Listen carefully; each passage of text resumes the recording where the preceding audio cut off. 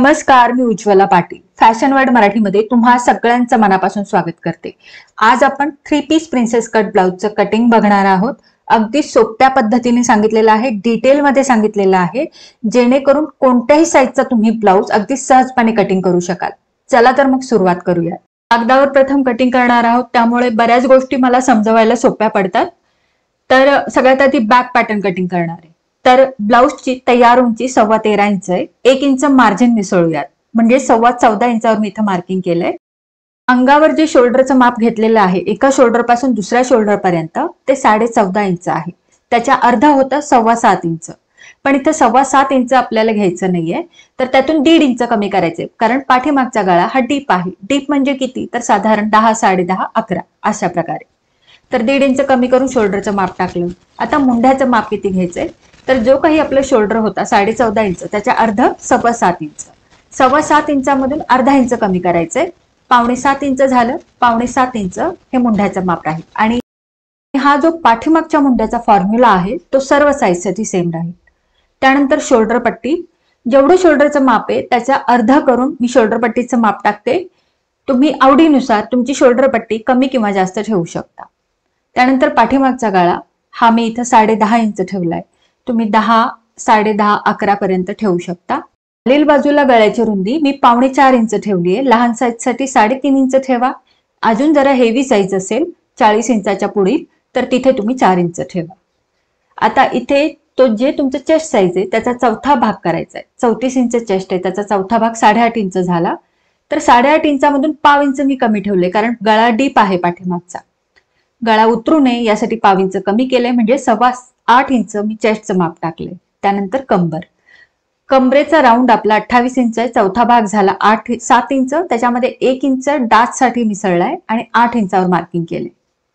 आता बाहेरच्या बाजूला 1.5 इंच मार्जिन ठेवलंय आणि मार्जिनची रेषा आखून घेतली. आता पाठीमागच्या मुंड्याचा आकार देऊयात. तर इथं जेवढी मुंड्याची उंची आहे त्याच्या अर्ध करायचं आहे. एक सेंटर पॉइंट द्यायचा आहे आणि तिथून आपल्याला शेप द्यायचा आहे. त्यासाठी तुम्ही हा आर्महोल कर्वचा वापर करू शकता. आर्महोल कर्व नसेल तर कशा प्रकारे शेप द्यायचा आहे तेही सांगते. तर अशा प्रकारे शेप देऊन घेतला. आणि जर आर्महोल कर्व नसेल तर या कोपऱ्यातून तुम्हाला 28 ते 31 चेस्ट साईज पर्यंत पाऊण इंच घ्यायचं. 32 किंवा त्यापुढील छातीसाठी तुम्ही 1 इंच किंवा 1.1 इंच घेतलं तरी चालेल. आता इथं आपल्याला डाचचं मार्किंग करायचंय. तर कसं करायचंय बघा, ही जी गळ्याची रेषा आहे ना, त्या रेषेला चिटकून आपल्याला पट्टी ठेवायची आणि त्याच फ्लो मध्ये खाली रेष ओढून घ्यायची. आणि डाचची रुंदी किती आहे, 1 इंच. तर 1 इंच आत मार्किंग करायचं. आता हे डाचचं मार्किंग थोडं वेगळ्या पद्धतीनं का सांगते, तर हा जो डाच आहे तो आपल्याला बंद करून घ्यायचा आहे, ते मी नंतर सांगणार आहे. त्यामुळे आपण थोडं वेगळ्या पद्धतीने याचं मार्किंग केले. आता इथं थोडं मी हायलाइट करून घेते, जेणेकरून आपल्याला समजेल की हा डाच आपल्याला बंद करायचा. तर शोल्डर उतरू नये म्हणून हा जो गुन्हा आहे तो अशा प्रकारे इथे धरायचा आहे लाईनला चिटकून, आणि वरची लाईन मिळते ती आखून घ्यायची. आणि इथून हा भाग आपण नंतर कटिंग करणार आहोत. तर आता मुंढा मोजायचा आहे. तर टोटल आपला मुंढा घेर जो आहे तो 15.5 इंच आहे. जिथून आपली शिलाई येणार आहे, बाही जिथून जोडणार आहे तो भाग मी इथं अधोरेखित केलाय आणि तो मोजून घ्यायचा आहे. वर शोल्डर शिलाईचं सोडून दिले तर हा 8 इंच भरतोय. पूर्ण मुंडा घेर 15.5 इंच आहे, त्याच्या अर्ध होतं 7.25 इंच. तर जे काही अर्ध होतं त्याच्यापेक्षा पाव ते अर्धा इंच जास्त येणं अपेक्षित असतं पाठीमागचा मुंडा. तर आपला 8 इंच आलाय, म्हणजे अर्ध्यापेक्षा जास्त आलाय. तर मी इथं 8 इंच मांडून ठेवलंय आणि जसं आपलं ड्राफ्टिंग आहे तसं कटिंग केलंय. आता इथे आपण बोललो होतो, ही वरची रेषा ही आपल्याला कटिंग करायची जेणेकरून आपले शोल्डर्स उतरणार नाहीत. आणि दुसरं म्हणजे डाच बंद करायचा आहे. तर अगोदर हा डाच कटिंग करून घेऊयात, जो 1 इंच रुंदीचा आहे. डाच कटिंग करून घेतलाय. आता याला क्लोज करून घ्यायचंय, म्हणजे बंद करून घ्यायचंय. त्यासाठी हा टेप मी वापरलाय. कोणतीही चिकटपट्टी तुम्ही लावू शकता इथं. फक्त एकावर एक चढवायचा नाहीये पॅटर्न, फक्त जवळ आणून बंद करायचा आहे. हा डाच काढून टाकलाय, जेणेकरून आपल्याला आता कापडावर डाच घ्यायची गरज नाही. आणि या कोपऱ्यात साधारण पाऊण इंच वर घ्यायचंय आणि जिथून आपला डाच आहे तिथपर्यंत ही रेषा तिरपी जोडायची आणि तो भाग सुद्धा आपल्याला काढून टाकायचा आहे. म्हणजेच डाच घेतल्यानंतर जे कोपरे उतरतात ते आपण इथं कटिंग करणार आहोत म्हणजे परत आपल्याला डास घ्यायची पण गरज नाही आणि आपले कोपरे पण उतरलेले दिसणार नाही. तर अशा प्रकारे पाठीमागचा पॅटर्न तयार झाल्यानंतर आता आपण कटिंग करतोय पुढचा भाग म्हणजे फ्रंट पॅटर्न. पुढचं शोल्डर हे तेवढंच घ्यायचंय जेवढं पाठीमागचं घेतलं होतं. पाठीमागच्या भागाला आपण शोल्डर घेतलं होतं 5.5 इंच, तेवढंच इथं पण घेतलंय 5.5 इंच. त्यानंतर मुंडा, तर पाठीमागचा मुंडा आपण घेतला होता 5.5 इंच आणि पुढचा मुंडा घ्यायचा आहे आपल्याला पाठीमागच्या भागापेक्षा अर्धा इंच जास्त, म्हणजे 5.5 अधिक अर्धा 7.25 इंच. तर पुढचा मुंडा घेतलाय 7.25 इंच आणि ही रेषा सरळ खाली आखून घेतली. शोल्डर आणि मुंडा तुमच्या लक्षात आला, पुढचा किती घ्यायचा आहे तो. त्यानंतर इथं जी लाईन आखणार आहोत ती असणार आहे आपली चेस्ट लाईन. आपलं टक्स पॉइंट घ्यायचा आहे, तर अंगावर मोजलाय टक्स पॉइंट, तो येतोय 9.25 इंच अधिक 0.5 इंच त्यात मिसळायचंय, म्हणजे टोटल झालं 9.5 इंच. पण जर तुम्ही ब्लाउजवर टक्स पॉइंट मोजला असेल तर ब्लाउजवर जेवढा टक्स पॉइंट तुमचा जेवढा माप येते त्याच्यामध्ये अर्धा इंच शिलाई मार्जिनचं मिसळायचंय आणि मार्किंग करायचंय. ठीक, तर अंगावर मोजलेला असेल तर फक्त 0.5 इंच मिसळा, ब्लाउजवर मोजला असेल तर अर्धा इंच मिसळा. अंडर बस्ट लाईनचं मार्किंग किती इंचावर करायचं, तर स्क्रीनवर मी लिहिलेलं आहे, तुमच्या चेस्ट साईज अनुसार ते करायचंय. तर आपली चेस्ट साईज 34 आहे, तर 34 कुठे बसते, 33 ते 36च्या मध्ये, तर ते येते 3.5 इंच. त्यामुळे 3.5 इंचावर मी मार्किंग करून लाईन आखून घेतली, ती असेल आपली under bust line. Chest line, full bust line आणि अंडर बस्ट लाईन तिन्ही लाईन्स आपण आखून घेतल्यात. आता सगळ्यात वरची जी लाईन आहे तिथं माप टाकायचे आणि ते टाकायचे फुल बस्टच्या अनुसार. फुल बस्ट 36 इंच आहे, चौथा भाग झाला 9 इंच अधिक त्यात 0.5 इंच मिसळून 9.25 इंचावर मार्किंग केलं आणि तिथून सरळ खाली रेषा आखून घ्यायची. ही लाईन आपण कशी आखली आहे, फुल बस्टचा चौथा भाग अधिक 0.5 इंच घेऊन सरळ रेषा आखली आहे. बाहेरच्या बाजूला 1.5 इंच शिलाई मार्जिन राहील. तुम्ही इथं मार्जिन आपल्या आवडीनुसार कमी जास्त घेऊ शकता. ठीक, आता बघा अंडर बस्ट लाईन जी आहे त्याच्या खालचा भाग मी काढून टाकते, कारण त्याची गरज नाहीये. अंडर बस्ट लाईन पर्यंतच आपल्याला इथं माप टाकायचे, त्यामुळे खालचा भाग इथे मी कटिंग केला. आता शोल्डर पट्टी, शोल्डर पट्टीसाठी पाठीमागचा भाग घेऊया. पाठीमागच्या भागाची जेवढी शोल्डर पट्टीची रुंदी आहे तेवढीच पुढं पण येणार आहे, त्यामुळं त्याच्यानुसारच मार्किंग केलं. आणि आता पुढचा गळा, पुढचा गळा जो आहे तो या चेस्ट लाईनच्या वर तुम्ही घेऊ शकता. चेस्ट लाईनच्या वर तुम्ही अर्धा ते 0.5 इंच जाऊ शकता. तर इथं मी 0.5 इंच वर घेतलंय आणि रुंदी साधारण स्मॉल साईज आहे तुमचं तर 2.25 इंच ठेवा, नॉर्मल साईज आहे तर 3 इंच ठेवा आणि हेवी साईज असेल तर 3.25 इंच ठेवा. तर बेसिक मी इथं 3 इंच ठेवलेला आहे, 2.25, 3, 3.25 इंचापर्यंत ठेवू शकता आणि पाहिजे तसा गळ्याचा तुम्ही आकार देऊ शकता. मी इथं सिंपल राऊंड नेक ठेवतीये, तुम्ही हवं तर पान गळा, बदाम गळा पण घेऊ शकता, तोही फार सुंदर दिसतो. आता इथे अपेक्स पॉइंट, अपेक्स पॉइंट बॉडीवर मेजर करायचा आहे, शरीरावर माप घ्यायचंय, तर ते 7.5 इंच आहे किंवा तुम्ही ब्लाउजवर पण घेऊ शकता. जेवढं येतंय त्याच्या अर्ध इथं करून माप टाकायचंय. तर 7.5 इंचाचं अर्ध झालं 4.25 इंच, 4.25 इंचावर आपला अपेक्स पॉइंट आलाय. आता तिथं मी सरळ पट्टी ठेवलीये आणि त्या पट्टीच्या बाहेरच्या बाजूला आपल्याला साधारण अर्धा इंच जायचंय सगळ्या साईज मध्ये. ठीक आहे, पट्टी मी सरळ ठेवली आहे आणि तिथून अर्धा इंच बाहेर गेली आहे आणि मग तिथून आपल्याला रेषा आखायची. तर ही झाली आपली सेंटर डार्ट लाईन. ठीक, त्यानंतर इथे जेवढी तुमची कंबर आहे त्याचा चौथा भाग घ्यायचा आहे. तर बॉडीवर आपल्या कमरेचं माप आलं होतं 28 इंच, चौथा भाग झाला 7 इंच. 7 इंचाच्या बाहेर जेवढं अंतर राहतंय, ठीक आहे, तेवढ्या अंतराचे 2 भाग करायचे. म्हणजे इथं जवळपास 2.25 इंच अंतर राहिलं, त्याचं अर्ध केलं, अर्ध मार्किंग इकडे करायचंय आणि राहिलेलं अर्ध मार्किंग या बाजूला करायचंय, म्हणजे आपला संपूर्ण डासची रुंदी आपल्याला मिळते. तर पहिल्यांदा आपण काय केलं, कमरेच्या चौथ्या भागावर टेप ठेवला, त्यानंतर राहिलेलं जे अंतर आहे त्याला 2 भागामध्ये डिवाइड करून डासची रुंदी घेतली. आता एक डासची रेषा आखून घेतलीये, दुसरी डासची रेषा आखण्या अगोदर अर्धा इंच खाली जाऊन मार्किंग केलंय आणि मग रेषा आखून घेतलीये. ठीक आहे, आता ही जी रेषा आहे त्याचा एक सेंटर पॉइंट अंदाजाने घेतला तरी चालेल आणि तिथून असा हलकासा कर्व द्यायचा, जास्त आत जायचं नाहीये, एक लाईन एवढा आत जाऊन हलकासा कर्व द्यायचा आहे. आता या बाजूची डासची उंची मोजायची, तर ती जेवढी येते तेवढीच आपल्याला या बाजूला ठेवायची, ना एक पॉइंट जास्त ना एक पॉइंट कम, अगदी तंतोतंत आपल्याला मोजायची ही गोष्ट. एकदा नाही, दोनदा नाही, तीनदा मोजून बघायची, कारण एक पॉइंट जरी वर खाली झाला तर पुढच्या ड्राफ्टिंगवर परिणाम होतो. त्यामुळे अगदी तंतोतंत मोजून मार्किंग करा. मार्किंग केल्यानंतर सेंटर डाटचा पॉइंट आणि या डाटचा पॉइंट, हे दोन्ही पॉइंट धरून जी काही रेषा मिळते ती सरळ जाऊ द्या. आता हे अंतर साधारण किती येतं, तर हे अंतर साधारण 1.25 इंच 1.5 इंच येतं. हे कमी जास्त होऊ शकतं. आता हे जे अंतर आहे हे कशावर डिपेंड करतं, तर तुमच्या कमरेमधला आणि फुल बस्ट मधला फरक किती आहे त्यावर ते अंतर तुमचं कमी जास्त होऊ शकतं. जर फरक जास्त असेल तर अंतर जास्त वाढेल, फरक कमी असेल तर अंतर कमी होईल. या बाजूला मी तोच गुन्हा घेतलाय, तो आपल्या डासची जी रेषा आहे त्याला बरोबर असं चिटकून घ्यायचंय, खालीपर्यंत चिटकून घ्यायचंय आणि जी काही रेषा मिळते ती आखून घ्यायची. त्यामुळे इथं काय होईल, डाच घेतल्यानंतर हे कोपरे खाली येणार नाहीत. इथून हा अगदी सरळ भाग दिसेल तुम्हाला. आता जो एक्स्ट्राचा भाग होता तो काढून टाकला. आता हे मोजायचंय अंतर आपल्याला. तर इथून डाच पर्यंत अंतर किती होतंय तेवढं मी इकडे सोडून देणार आहे, जे काही भरलंय ते, आणि पुढे बघणारे किती भरतंय.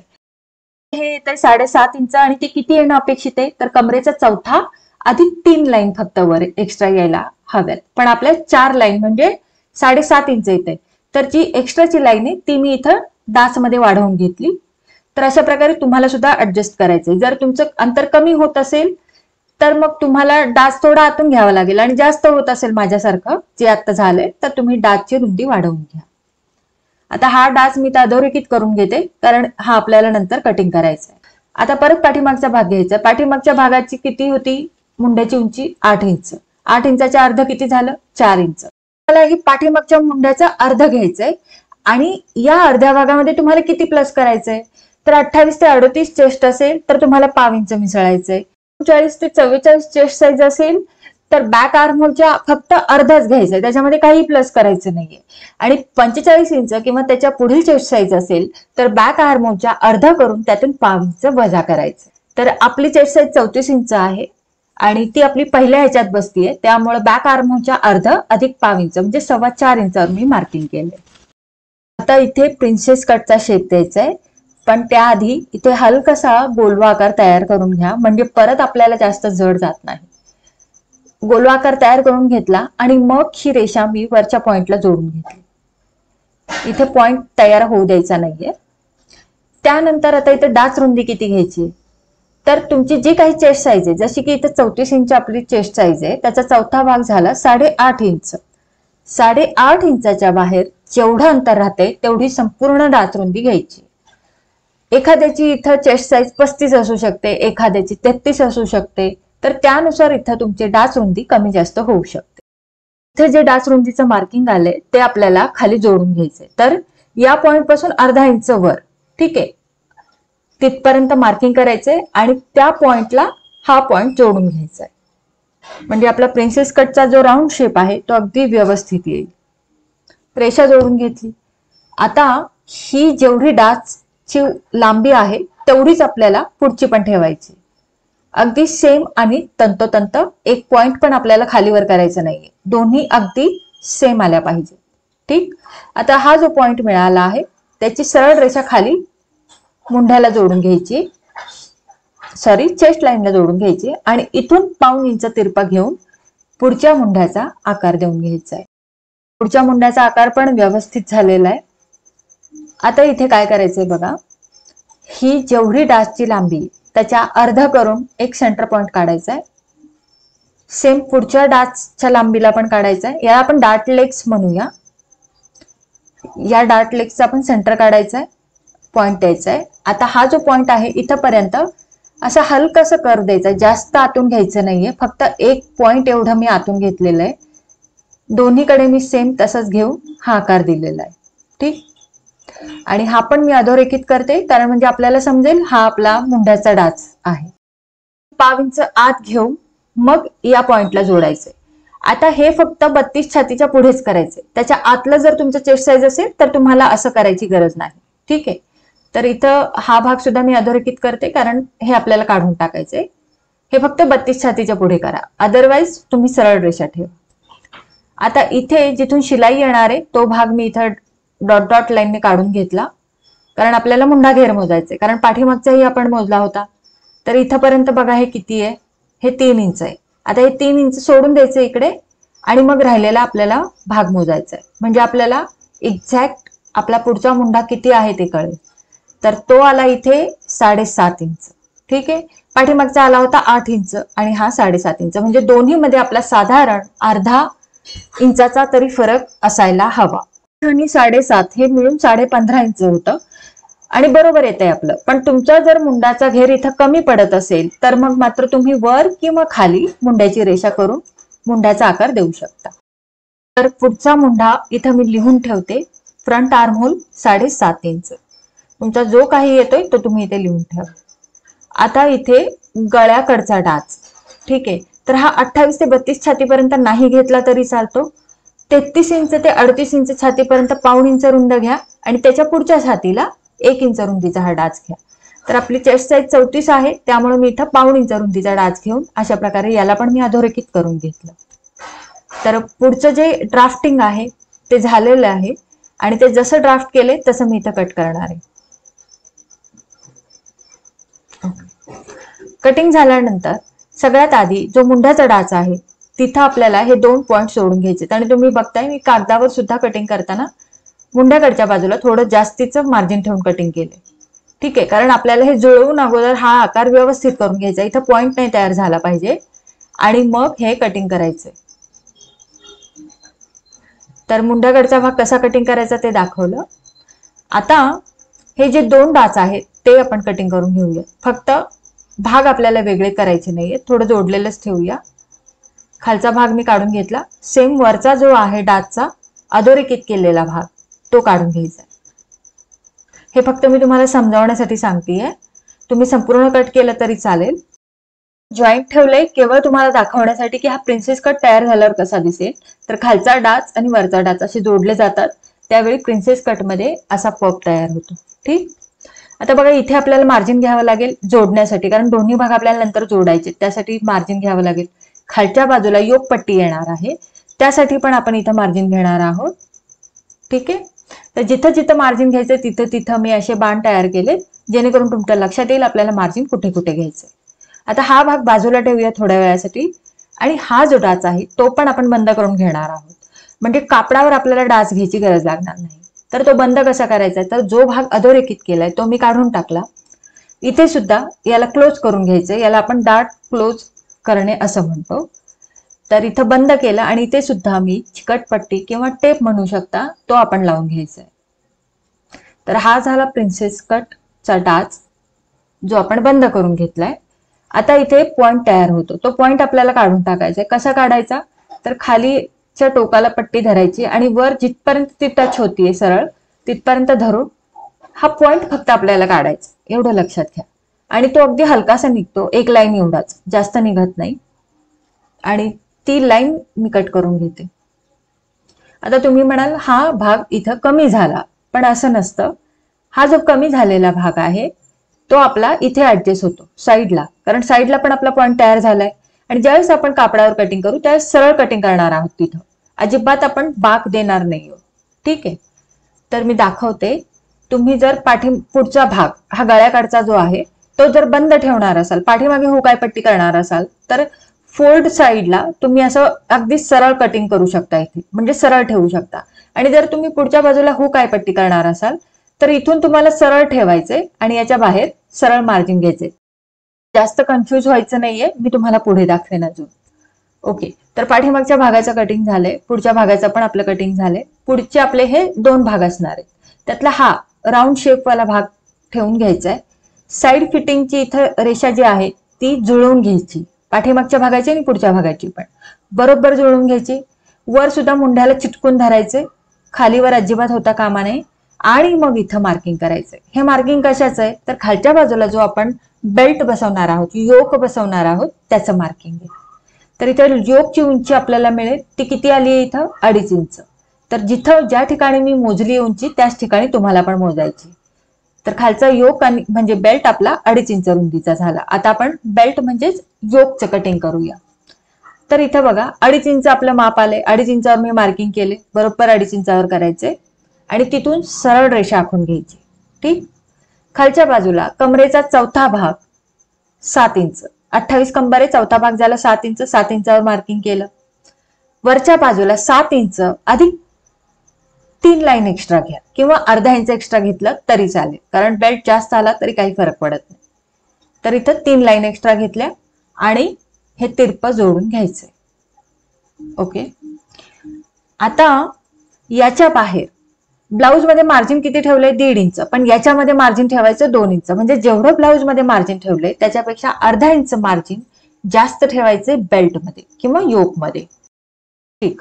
आता बघा, हा सरळ बेल्ट तुम्हाला ठेवायचा आहे तर तुम्ही सरळ कटिंग करा, पण जर तुम्हाला इथून राऊंड शेप पाहिजे तर तुम्ही राऊंड बेल्ट पण कटिंग करू शकता, पण त्यासाठी आपल्या फ्रंट पॅटर्न मध्ये पण राऊंड शेप येणं गरजेचं आहे. तर फ्रंट पॅटर्न मध्ये अगोदर आपण राऊंड शेप देऊन घेऊया. त्यासाठी काय करायचंय बघा, इथून इथपर्यंतच अंतर मोजायचं, त्याचं अर्ध करायचं आणि एक पॉइंट द्यायचा आहे आणि या पॉइंट पासून आपल्याला असा राऊंड शेप द्यायचा आहे. ठीक आहे. गळ्याकडून साईडकडे आपल्याला असा राऊंड शेप द्यायचा आहे आणि हा जो राऊंड शेप तयार झालाय तो मी अधोरेखित करते आणि मग याला कट करते. ठीक. तर हा राऊंड शेप तयार झाला कारण आपल्याला राऊंड बेल्ट हवाय. आता या राऊंड शेपला मी इथं ठेवून घेणार आहे. ठीक आहे. अशा प्रकारे ठेवलं आणि इथं मार्किंग केलं. आता कशा प्रकारे करायचंय बघा, इथे हा जो शेप आहे निघलेला तो मी सरळ ठेवून घेतलाय. ठीक आहे. म्हणजे गळ्याकडच्या बाजूला परत एकदा दाखवते, इथून मी सरळ ठेवून घेतलाय आणि खाली बघा तुमचा असा गॅप तयार होईल इथं. ठीक आहे. हे स्वाभाविक आहे आणि हा येणं अपेक्षित आहे. तर इथून सरळ ठेवायचा हा भाग आणि इथं अशा प्रकारे मार्किंग करून घ्यायचं. तर हे तुमच्या लक्षात आलंच असेल. त्यानंतर इथं आपल्याला हुकाय पट्टीसाठी मार्जिन पण ठेवायचंय. कागदावर ठेवू शकलो असतो पण ते चुकून आपलं राहून गेलं. आपण कापडावर मार्जिन ठेवणार आहोत. तुम्ही शक्य असेल तर कागदावरच अर्धा इंच मार्जिन ठेवून हे कटिंग करू शकता. ओके. तर बेल्टचं आपलं कटिंग झालेलं आहे, पुढच्या भागाचं कटिंग झालेलं आहे आणि हे काहीसं अशा प्रकारे इथे येईल. ठीक आहे. हा भाग जोडल्यानंतर इथून असा हा आपला खाली बेल्ट लागेल, म्हणजे हा फ्रंट पॅटर्न थोडक्यात असा तयार होईल. ठीक. तर फ्रंट पॅटर्न आपला पूर्णपणे कटिंग झालाय, अगदी बेल्ट म्हणजे योक सहित. आणि बाही कटिंग राहिले, तर बाही कटिंग बघूया. तर बाही कटिंग मी एल्बो लेंथ म्हणजे कोपऱ्यापर्यंतची बाही दाखवते. जेवढी 12 इंच उंची 1 इंच एक्स्ट्रा घेऊन मार्किंग केलं, 4.25 इंचावर कॅप हाईटचं मार्किंग केलं. आणि त्यानंतर आता मुंडा घेर बघा, पुढचं 7.5 आहे, पाठीमागचं 8 आहे, दोन्ही मिळून किती झालं? 15.5. 15.5 इंच बरोबर टेपवर पकडा, त्याचं अर्ध करा आणि इथून जे काही अर्धा येते, आता अर्धा भाग किती आला? 7.25 इंच. 7.25 इंच तिरपा असं घ्यायचंय कॅप हाईटच्या लाईन पर्यंत, जिथं टच होईल तिथपर्यंत, आणि तिथं मार्क करायचं. ठीक आहे. बाही कटिंगवर सेपरेट एक व्हिडिओ बनवलाय, नक्की बघा, लिंक डिस्क्रिप्शन बॉक्समध्ये मिळेल. खालच्या बाजूला दंडघेर टाकलाय 5.25 इंचावर. जो काही तुमचा दंडघेर आहे तो टाकायचा आहे आणि अशा प्रकारे हिप कर्व असेल तर त्यांनी शेप द्या, छान शेप येतो. बाहेरच्या बाजूला जेवढं ब्लाऊज मध्ये मार्जिन ठेवलंय तेवढंच बाहीमध्ये ठेवायचंय, 1.5 इंच, आणि ते सुद्धा अशा प्रकारे शेप देऊन जोडून घ्यायचंय. आणि आता वरच्या बाजूला पुढच्या आणि पाठीमागच्या भागाचा आकार देऊन घ्यायचा आहे. तर बाही कटिंगवर सविस्तर एक व्हिडिओ बनवलेला आहे. तुम्हाला हवा असेल तर अजून मी एक व्हिडिओ बनवते सविस्तर, जेणेकरून तुम्हाला सोपं पडेल बाही कटिंग करायला. मला खाली कमेंट करून त्यासाठी नक्की सांगा. ठीक आहे. बाहीचा शेप अगदी व्यवस्थित आणि सुंदर आलेला आहे आणि जसं मार्किंग केलंय तसं आता आपण कटिंग करून घेऊया. तर बाही कटिंग झाल्यानंतरही एक तुम्हाला महत्वाची गोष्ट सांगायची, त्यामुळे व्हिडिओ स्किप करू नका. ठीक आहे. बाही कटिंग झाली आहे. हा फ्रंट भाग आहे जो आपण आतून कापलाय आणि हा बॅक भाग आहे जो वरच्या बाजूने असतो. तर इथं 1.5 इंच मार्जिन आहे, इकडे पण 1.5 इंच मार्जिन ठेवून मार्किंग करून घ्यायचे. ठीक आहे. आता बघा, हा जो फ्रंट आहे तो किती आहे? 7.5 इंच. तर इथून आपल्याला 7.5 इंच मोजायचंय बरोबर, आणि जिथं 7.5 इंच येते तिथं मार्किंग करून घ्यायचंय. तर इथंपर्यंत 7.5 इंच आलं, इथं मार्किंग करून घेतलं बरोबर. आता बघा, बाहीची सेंटर लाईन कुठली आहे? ही आहे, जिथं आपण बरोबर मधोमध घडी घातली होती. ठीक आहे. सेंटर लाईन आणि जिथं 7.5 इंच आले त्याच्या मधला एक पॉइंट काढा आणि तिथे एक मोठी लाईन करून घ्या. आता ही मोठी लाईन कशासाठी केली आहे? तर ही लाईन बरोबर तुमच्या शोल्डरच्या शिलाईला मॅच झाली पाहिजे. ठीक आहे. तर जिथं तुमचे शोल्डर जोडले जातात पुढचा आणि पाठीमागचा, ती जी शोल्डरची शिलाई असते तिथं बरोबर हा नॉच आला पाहिजे. ही गोष्ट तुम्ही लक्षात घ्या. ठीक. तर अशा प्रकारे आपलं संपूर्ण कटिंग इथं झालेलं आहे. आता हे सगळे पॅटर्न्स मी अस्तरावर ठेवून कटिंग करते. अस्तरावर व्यवस्थित ठेवून घेतले. मी पाठीमागचा भाग बंद ठेवणार आहे, पुढच्या बाजूला हुकाय पट्टी करणार आहे, त्यामुळे पाठीमागचा भाग फोल्डेड साईडला ठेवून मी कटिंग केले. सगळे पार्ट्स मी कटिंग करून घेतलेत. हा पुढचा पार्ट आहे. जिथे जिथं मार्जिनसाठी मी बाण दाखवले होते तिथून मार्जिन घेतले. इथून मी सरळ घेतले. इथे थोडासा भाग दिसतोय, पण कापडावर कापताना सरळ कापायचे आणि हुकाय पट्टीचं मार्जिन पण सरळ कटिंग केले. ठीक आहे.